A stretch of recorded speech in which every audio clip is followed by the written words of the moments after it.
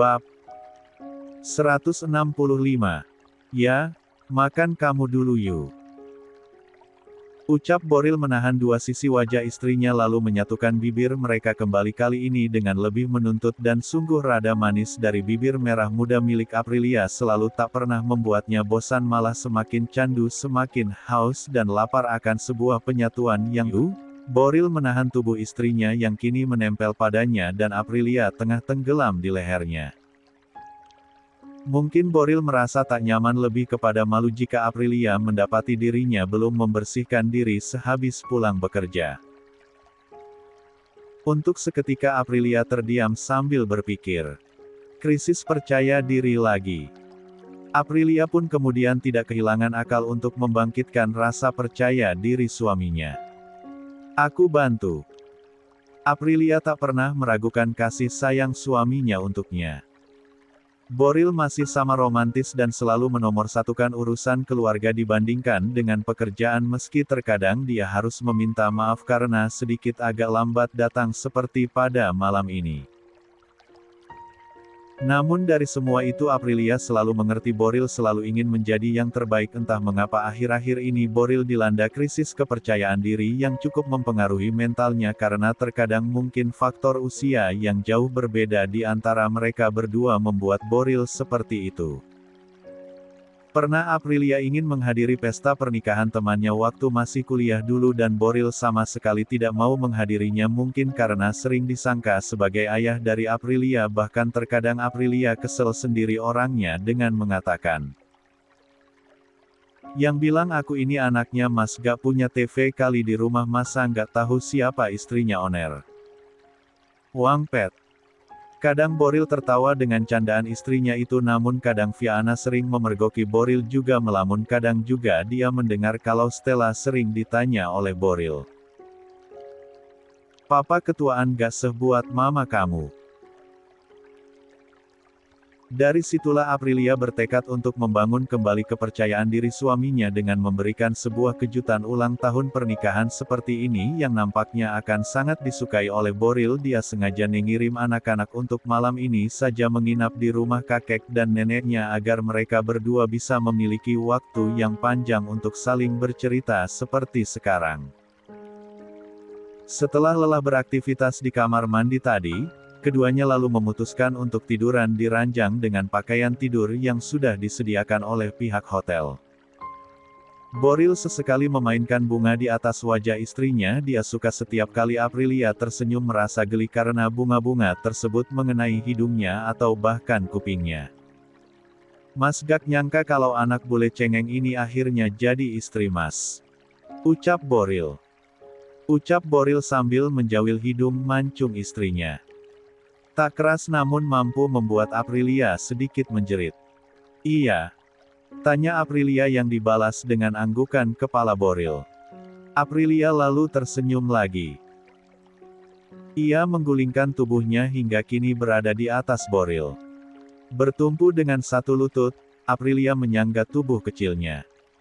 Sementara Boril memegangi pinggulnya. Aku juga gak ngangka kalau om-om galak ayahnya Stella ini bakalan jadi suami aku. Keduanya tertawa. Aprilia merebahkan diri di atas dada suaminya.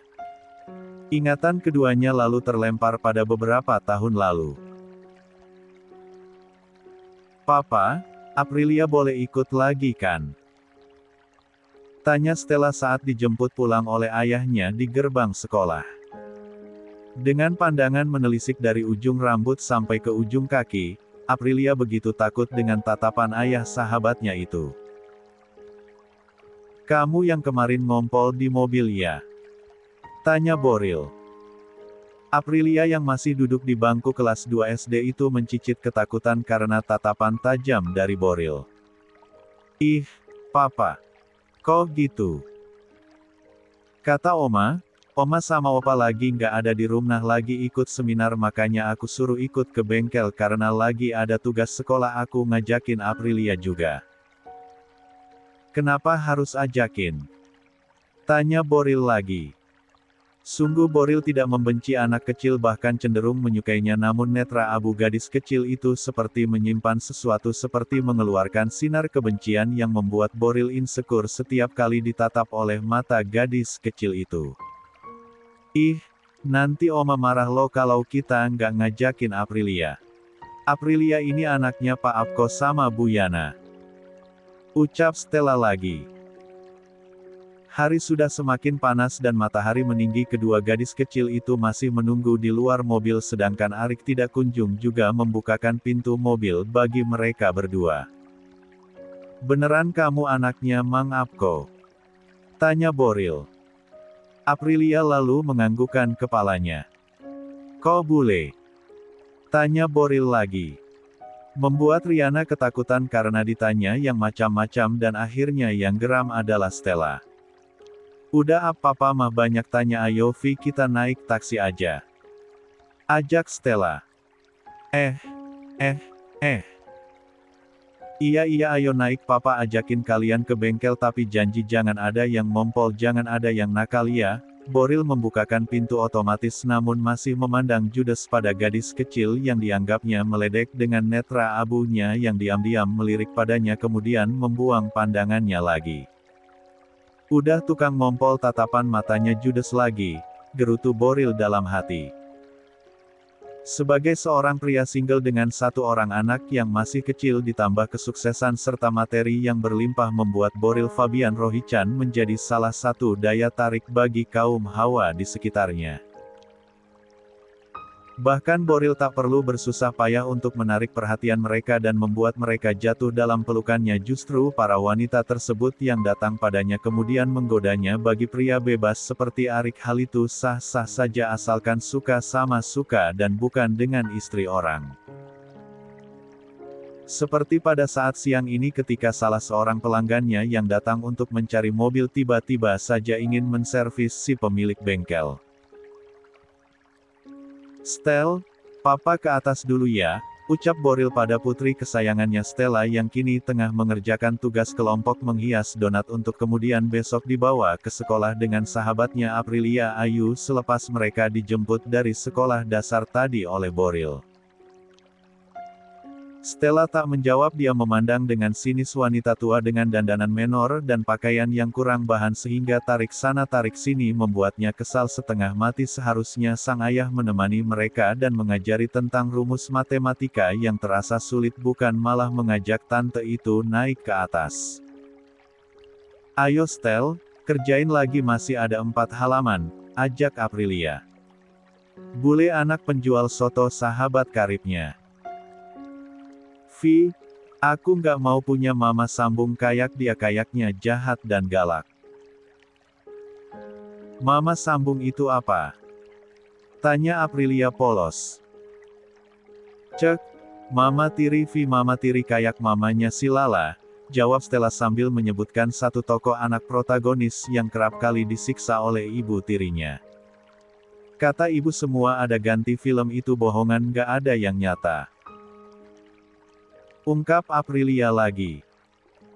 Sambil menaburi gula halus pada donat yang mereka beli di kantin sekolah tadi, hanya perlu menghias atasnya saja. Ih.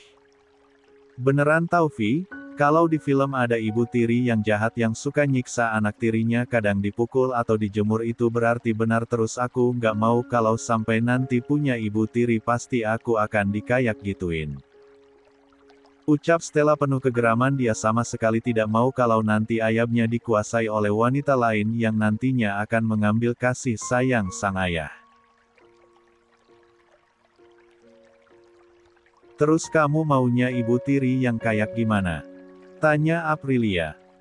Yang cantik, yang masih muda, yang baik, yang sayang sama aku, yang sayang sama papa aku dan gak ada niat buat ngerebus aku. Jawab Stella yang membuat Aprilia kembali merinding akan perkataannya. Emang ada ibu tiri yang rebus anak tirinya? Tanya Aprilia lagi. Ada. Tuh kayak tante tadi contohnya, dandanannya serem, pasti dia orang jahat, ucap gadis cantik yang dijuluki Princess Rohichan itu. Kamu mau bantuin aku nggak Vi? Bantuin apa? Tanya Aprilia. Bantuin biar perempuan itu jauh dari kehidupan papa selamanya. Ih kamu jahat kayak ibu tiri, jawab Aprilia. Enggak mau ah, kamu jahat. Stella meluruhkan bahunya melihat sahabatnya ini wajahnya saja yang bule dan tegas seperti terlihat judes namun aslinya sahabatnya ini sangat lugu dan polos. Stella sangat tidak suka dengan wanita yang tadi dibawa ke lantai atas oleh ayahnya dia pun lalu menyusun sebuah rencana dengan dibantu oleh Aprilia. Papa. Wanita yang berada di pangkuan Boril terlonjak saat ia kaget mendapati anak dari Boril sudah berada di dekatnya bersama dengan sahabatnya yang tadi bermata abu-abu. Sementara Boril mencoba bersikap biasa saja walaupun tadi sedang berada di puncak gairahnya namun dia harus terlihat berwibawa di depan sang putri apalagi ada temannya kini jangan sampai dia mencontohkan hal yang buruk pada putrinya. Ya, sayang kenapa? Tanya Boril. Stella tersenyum sambil membawa piring berisi donat yang dalamnya sudah diisi berbagai macam selai seperti coklat dan strawberry. Ini donat buatan aku hasil kerja kelompok sama Aprilia mau nggak pak? Cobain ya.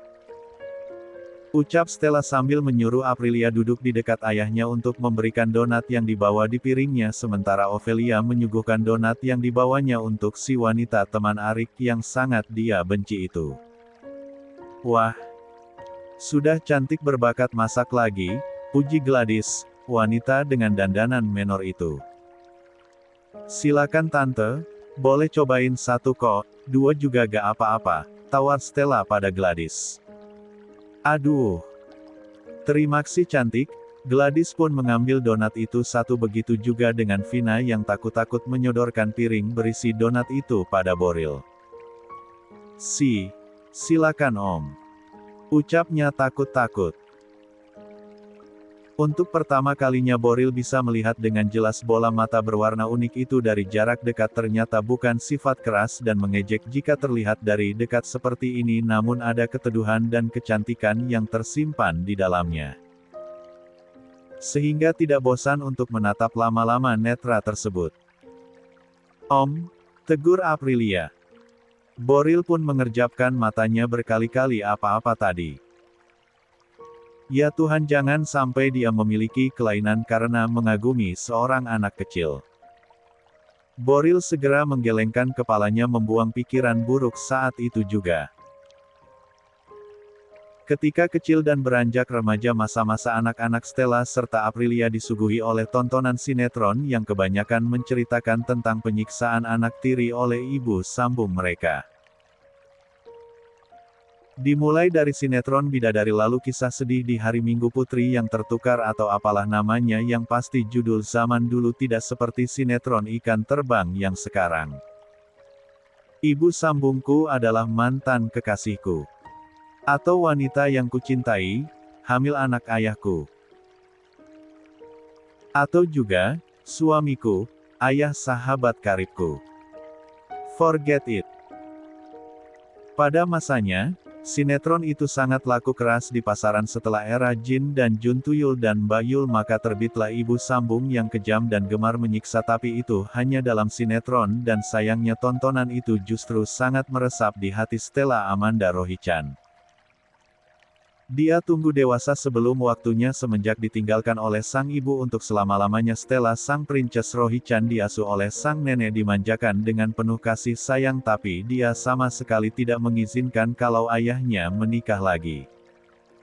Baginya semua ibu tiri itu jahat sama seperti yang ada di televisi. Pokoknya kamu harus bantuin aku.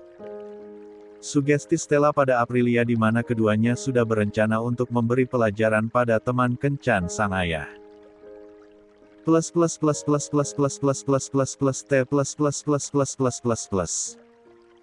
Setelah kepergok mengagumi netra indah milik si bule anak Mang Apko, Boril kemudian menerima makanan pemberian Aprilia itu.